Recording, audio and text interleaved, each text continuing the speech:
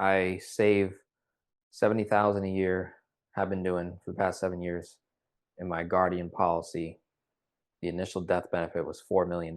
I don't know what the rate of return is on that, but that's an insane rate of return. So I put 70,000 in, get a $4 million death benefit, and I have a significant amount of that 70 available in cash value day one. And every single year, the amount goes nowhere but up, never goes down, guaranteed never to lose money. It's going to keep increasing. And when you only look at one aspect of the rate of return, which is just the cash value, if all you looked at was cash value, internal rate of return in a whole life insurance policy, it's not going to look great the first couple of years.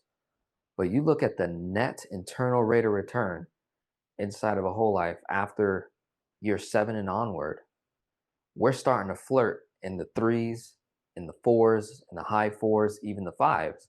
When you break out to year 10 and onward, where on earth can I get an internal net rate of return after a decade above 4.5%, 5% net, minus fees and everything, tax free, and 90% liquidity to then use that to go earn more? So when you start having the conversation with someone and giving them the full context, I I start showing my clients there's actually three rate of returns that are happening. You've got the internal net rate of return of the cash value. You've got the rate of return of the death benefit of what you paid in versus what you get out in that event. Shoot, there's another rate of return called living benefits. In case you become terminally ill, how much money of that death benefit you have access to while you're living? What's the rate of return on that? What's the rate of return on not having to liquidate assets to cover this expense over here? That's another rate of return. And then I show the potential rate of return on creating a little bit of arbitrage where you're earning money in your cash value, but now you've got it borrowed out over here to acquire a second asset, which is going to create cash flow. What's the rate of return on? So I got a bunch of rate of returns for you here, and they're all in the positive, and they all provide security and protection, and they all add to what you're already doing. So this is a de-risk asset, and you can use this money to take risk according to your, what Garrett Gunderson would say, your investor DNA, Right. what you Right.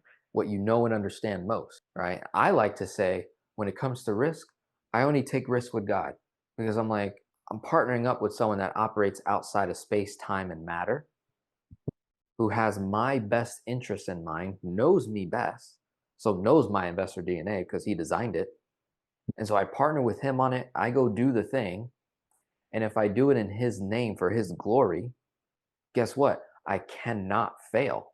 So I've totally de-risked that risky investment because I partner with him on it. And even if it fails in the end, I have eternal treasure waiting for me. So I'm like, I don't know which way you want to slice that, but for me, that is a framework that I've been able to operate by, and using my whole life policies and my families that I have to proceed in life, in the chaos of life and the goodness of it too, but the chaos of it and the risk of it. It's like I can log into my account and I can see, boom, it's still there.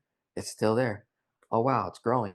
And it's not even an investment. At the end of, like, that's what's even more crazy. It's like, this is not an investment. This is insurance. This is protection. This is a hedge. This is this, right? Right. We Right. go And down a whole list. death benefit is the target at which your cash value is aiming. And it starts with convertible term. So it all goes back to that death benefit. When you start day one with a $5 million convertible term, you just put a stake in the ground to say, I'm going to be worth 5 million. Dead or alive, some point in the future, I'm going to be worth 5 million. It's not permanent yet. It's certainly not liquid yet, but I just put that first stake in the ground. The next stake in the ground is okay, now I'm going to start gradually converting that $5 million term to permanent. Now that 5 million becomes real, it's permanent, it's guaranteed. It will be paid because now it's permanent. It will be paid. And then eventually over time, the death benefit becomes liquid as the cash value grows. But it all flows from that permanent death benefit, and it all starts with the first stake in the ground, which is your convertible term life insurance policy. And when we say Gotcha. convertible term, again, Denzel and I are talking about a very small, specific set of convertible term life insurance designed properly for you. Right death benefit, right company, right agent, right term length, the right riders, all those, the right rating for you, all those things have to be taken into consideration, get the right So that was policy about for that you. was about 6 elements there that are very, very key. I'd like you to go through that one more time because as like a Oh recap boy. I for have a this whole video. video on it, and there's more than just Sounds these, very but good. it's got to be the right death benefit amount with the right carrier, with the right agent, the right term length, the right riders associated with it, because there are other optional riders you could associate with it, and getting you the best possible rating, right? So that's where we as agents know how to pre underwrite you and direct you to the right carrier, right? That's 6 elements already. And then another would be making sure they don't limit conversions, right? Knowing knowing Correct. knowing what Yeah. the rules are around conversions, right? That's Mhm. 7 elements right there. We might even ladder term policies. So instead of taking out just one big term policy, we might ladder them with different lengths because that can bring down the cost for you. So instead of taking out one 30-year term policy, we might do a 10-year term policy coupled with the rest in a 30-year term policy, which will keep the costs down. And so then we'll start converting the 10-year term policy first. Okay. Again, that's Very another strategy. I just brought up a right. strategy, laddering, that probably nobody's ever heard of. But again, that goes back to the real skill that's involved in life insurance. And I never cease to bring that up because Andre Clayton brought this up, Nelson Nash brought this up, and I think it's true that strangely enough, in the financial world, the people you learn the most from are life insurance agents because they don't talk about investments and rate of return. They back up and teach you how to think. What's the Yeah. right philosophical framework within which to think? Because most people are programmed to think only in terms of investments. And when they say investments, they're not using that in anything but the strictest sense of just the Wall Street casino, S&P 500. And that's it. Their only thought is, let me take the small amount of money that I'm actually able to save and park it in the Wall Street casino and try to squeeze out the highest rate of return on it. And that's it. That's all their thinking is. Whereas we as life insurance agents say, wait a minute, back up a step. How are we thinking about wealth? How are we thinking about cash flow? Why do you think rate of return is a relevant metric? Right?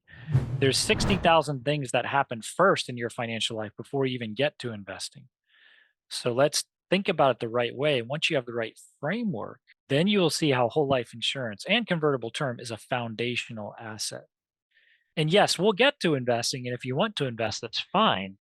But I would at least encourage you to think about investing in a broader sense.